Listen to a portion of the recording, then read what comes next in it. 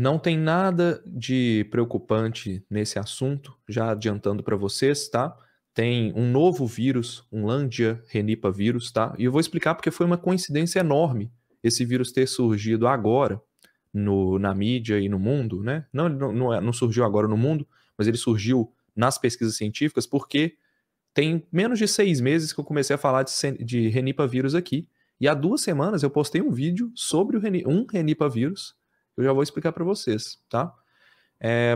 Lá em novembro do ano passado, teve um caso de Nipah vírus na Índia, em um menino que tinha comido frutas contaminadas com urina de morcego, e depois eles dispararam um lockdown assim, né? Isolamento da região, foram mais de 180 pessoas nessa região que teve esse caso, isolaram bastante os contatos e não progrediu, tá? E aí eu resolvi fazer um vírus sobre o Nipah Renipavírus, que é o nome científico do Nipah, tá? Ele é desse gênero aqui, o Renipavírus. O nome de vírus é diferente, vem o nome primeiro e depois o gênero, tá? Ele é da Malásia em 1998, foi identificado pela primeira vez. Eu fiz um vídeo chamado A Próxima Pandemia, para chamar atenção também, né? Porque o Nipah vírus ele tem esse potencial pandêmico, e o nome do vídeo é Este Vírus Letal que Pode Causar uma Nova Pandemia. E aí, esse ano agora, quando foi, acho que tem umas 2 semanas, eu fiz um vídeo explicando a história do Hendra, que é um vírus detectado na Austrália em 1994, teve alguns casos, se eu não me engano são 7 casos até 2008. 2008 foi a última detecção dele aqui na Austrália, e é um vírus extremamente letal, que pega principalmente cavalos, e foi passado dos cavalos para o ser humano, mas ele também vem de morcegos, tá? E ele também é um Renipavírus. É interessante porque o nome do gênero provavelmente tem a ver com a junção do nome de Hendra com Nipah, aí fica Renipavírus, tá? Detectado na Austrália em 1994. Mas esse gênero também inclui outras detecções de vírus, tá? Que aconteceram mais tarde, como por exemplo, vou trazer aqui o Cedar Renipavírus, tá? Detectado na Austrália em 2009. O ganense, eu acho que fala, né? O morcego ganense renipavírus, o Ghanaian Bat renipavírus, detectado em Gana em 2008, ok? E o Mojang renipavírus, que é o detectado na China em 2012. Sobre esse Mojang renipavírus, o caso dele é interessante, vale vídeo no canal, porque é uma história muito, muito intrigante sobre como que os cientistas acharam que era um coronavírus. Eles pensaram que fosse um coronavírus, esse Mojang renipavírus, a primeira vez que ele apareceu na China. Foram 3 mineiros, pessoas que trabalham em Minas, trabalhadores de Minas, que adoeceram com pneumonia após terem contato com o morcego de ferradura, que é o morcego que carrega coronavírus conhecidos, tá? Era inclusive um dos principais morcegos candidatos a serem hospedeiros do coronavírus na natureza, o coronavírus SARS-CoV-2 que surgiu na pandemia. E esses mineiros trabalhavam em minas lá na região de Mojang, tá? E onde, inclusive, foram detectados coronavírus em morcegos também. E aí eles apareceram com uma pneumonia fatal, que levou os 3 a óbito, e os cientistas analisaram, sequenciaram o vírus e viram que não era um coronavírus. Não era o vírus da SARS, que até então era o conhecido, né? Era um novo vírus da família do Renipah, porque ele tinha muita similaridade genética com os Renipavírus em geral, muito parecido com o Hendra, muito parecido com o Nipah, e denominaram com o nome da região, chamado Mojang Renipavírus, tá? Em Gana, aqui também a história é bem interessante, ele pega algumas populações ali, dá para falar também, eu vou ver se eu consigo fazer um vídeo sobre Renipavírus, aí é bom que a gente fala de todos, tá? Fala do Lândia, que eu vou citar aqui hoje, fala do Cedar, do Gana, tá? Então tem bastante histórias aí para serem contadas.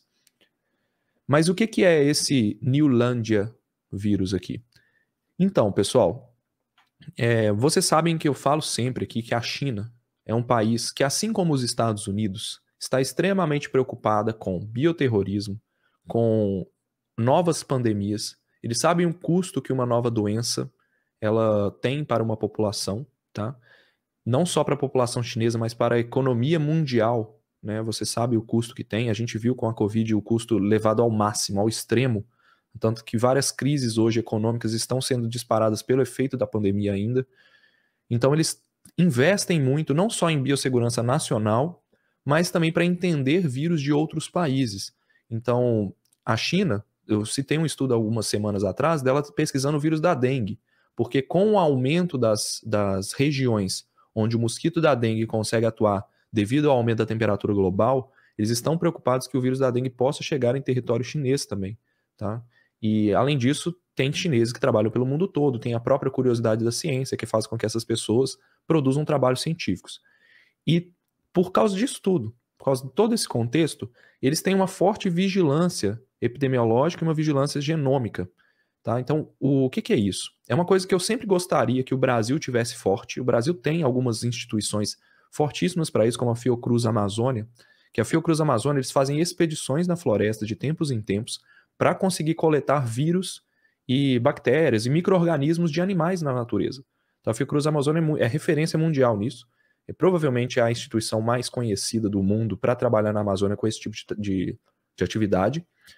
Mas o Brasil ainda, em geral, ele não faz esse tipo de trabalho de uma forma muito ferrenha, vamos dizer assim, muito boa, vamos dizer, não com tanta eficiência ou com tanta qualidade quanto outros países, tá? Os outros países estão focando mais nisso. E a China é um exemplo, porque se acontecer um surto de febre, as pessoas terem febre sem uma causa explicada, vai haver uma série de pesquisas para conseguir detectar o que essas pessoas tiveram. Não é um negócio que vai no médico ali, você, sei lá, seu filho apareceu com uma febre inexplicada, virose. Você tá com dor de barriga, virose. Você tá com dor de cabeça, virose. Tudo é virose, né? Mas qual é a virose? Então, na China, quando se acontece uma febre inexplicada, normalmente eles fazem esses estudos, tá? Então tem bastante vigilância genômica, tem investimento para isso, então os pesquisadores conseguem ir atrás desses casos. O hospital normalmente se coleta uma amostra, se aquela amostra fica guardada até um pesquisador com um projeto ir lá e pegar essa amostra e analisar. Então o que eles fizeram? Mais ou menos em 2018, alguns pacientes eles apresentaram febre de causa inexplicada. E aí, um desses pacientes, após uma análise de vigilância metagenômica, o que é metagenômica? Você não sabe o que essa pessoa tem. Então você vai fazer uma técnica de sequenciamento genético para isolar todo o material que é humano e todo o material que é não humano daquela pessoa. E dentro daquele material não humano, genético, você vai tentar identificar sequências de vírus ou bactérias ou fungos ou micro-organismos em geral para ver se tem alguma coisa conhecida ali. Porque se tiver alguma coisa conhecida ou desconhecida que codifica alguma proteína, você vai tentar identificar o que é aquilo. Então eles identificaram nessa análise desse paciente em 2018, que estava com febre inexplicada, uma sequência muito parecida com o vírus Hendra. Então, o vírus Hendra que surgiu na Austrália. O vírus Hendra é um vírus extremamente preocupante para o mundo. Os pesquisadores, se ele surgir em algum lugar do mundo, pode ter certeza que na hora vira notícia. Porque o vírus Hendra assustou muito o governo australiano e essa região aqui Sudeste Asiático, Indonésia, norte da Austrália ali, essa região das ilhas aqui da Oceania também, você tem muita história, porque esse vírus, o Hendra, ele causou um alarde nacional e internacional nessa região aqui, porque poderia sim ser um novo vírus com potencial letal e potencial pandêmico, tá? Então eles lembram bastante disso. O Hendra mudou a história da epidemiologia nessa parte de vigilância. Então, viver sob o fantasma do Hendra e detectar uma sequência que pode parecer com o Nipah, que é parente do Hendra também, e com o próprio Hendra, a China vai lá e olha. Então, o que eles fizeram? Na primeira detecção, em 2018, eles buscaram pessoas anteriores aos pacientes e casos depois também. E aí que você faz a vigilância. Então, você começa a rastrear contatos desse primeiro paciente, onde que esse paciente foi, quem que ele teve contato, se ele estuda, se ele trabalha. Vamos começar a rastrear. E depois também ver pessoas que tiveram sintomas que também não foram inexplicados e a gente começa agora que a gente detectou um novo vírus com uma sequência muito parecida com o Hendra, vamos ver se tem mais alguém com esse vírus aí no território chinês. Então eles pesquisam bastante. Então toda vez que aparecia um paciente com aquele quadro sintomático, eles iam lá e faziam esse rastreamento. Então, de 2018 até 2022, até agosto de 2022, que eles publicam um artigo, foram 35 pessoas rastreadas com positividade para esse vírus, tá? E também tinham anticorpos contra o vírus.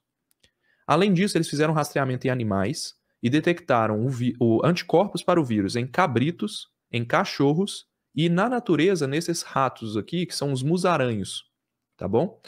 Então é um vírus que foi detectado na China, em 35 pessoas e alguns animais, e ele foi chamado de landiavírus. Eu tô tentando falar igual o pessoal, mas eu não faço ideia se eu tô falando certo, tá? E a razão para eles terem detectado, então, são esses pacientes com febre, que tinham uma febre inexplicada. Então, basicamente, pessoal, o que é isso? É um novo vírus da família do Hendra e da família do Nipah, que são vírus extremamente letais, mas é um vírus menos preocupante. Por quê? Porque ele não é letal, pelo menos por enquanto. E assim, as análises genômicas mostraram o seguinte, vou mostrar aqui para vocês. Aqui, ó, tá o resultado das análises genômicas para ver qual que é a similaridade desse vírus com os outros, tá? Tá pequenininho, mas tem aqui o Hendra vírus, o Nipah vírus, o Cedar vírus, o Ghana vírus. Tem outros 2 que nem foram noticiados e que nem estão aqui no meu slide. Tá? Além desses 5 vírus aqui, agora com Landia, que é mais um do gênero, tem mais outros 2 vírus que foram detectados na Coreia, que nem viraram notícia, para vocês terem uma ideia, tá? E aí eles têm algumas sequências aqui detectadas na natureza e no ser humano, e que tudo forma o gênero Renipavírus. O que eles descobriram através desses estudos iniciais, tá? Eles não conseguiram rastrear a transmissão humano a humano, então isso é uma boa notícia para a gente. Por quê? O Landia Renipavírus, ele não parece não poder ser transmitido de humano a humano. Mas também os pacientes que eles detectaram com vírus, eles não tiveram contato entre si. Ou se tiveram, é muito difícil de ter tido transmissão entre eles, tá? Então eles conseguiram avaliar que esses 35 pacientes não tiveram contato. Então eles sugeriram que as infecções devem ser esporádicas. Então o que é uma infecção esporádica? De repente salta de um animal para ser humano. Então apesar de ser uma boa notícia não ter transmissão humano-humano por enquanto, essa infecção esporádica é uma péssima notícia, porque ele já saltou 35 vezes.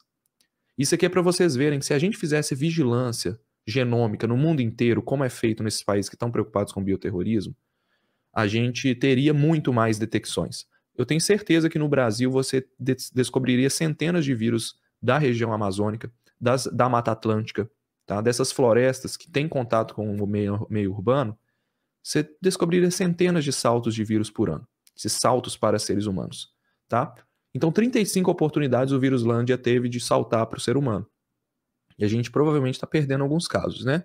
Quando ele conseguiu, os sintomas foram febre, fadiga, tosse, aqui as porcentagens dos pacientes que tiveram, tá? Perda de peso, dor muscular, náusea, dor de cabeça, vômito, aqui já são sintomas mais específicos, plaquetopenia, que é a diminuição das plaquetas, leucopenia, diminuição dos leucócitos ou gasto dos leucócitos, alteração hepática e alteração renal, que aconteceu em poucos pacientes. Então, basicamente, não é um vírus que apresenta uma forma grave ainda, aconteceu em 35 pessoas, essas pessoas não morreram, essas pessoas não tiveram casos graves, mas é um vírus relacionado a vírus muito letais e por isso que ele chamou a atenção do mundo inteiro, tá? Então, o novo Renipavírus. E aí os pesquisadores recomendam que faça-se mais vigilância e mais estudos de um agente potencialmente infeccioso. Então, ele é infeccioso por si só, porque ele está infectando o ser humano, mas essa transmissão humano-humano tem que ser detectada, para ver se a gente precisa se preocupar com ele por agora, ou para ver se ele vai ser só um vírus do livro, que um dia vai saltar para seres humanos e se adaptar à transmissão humano-humano.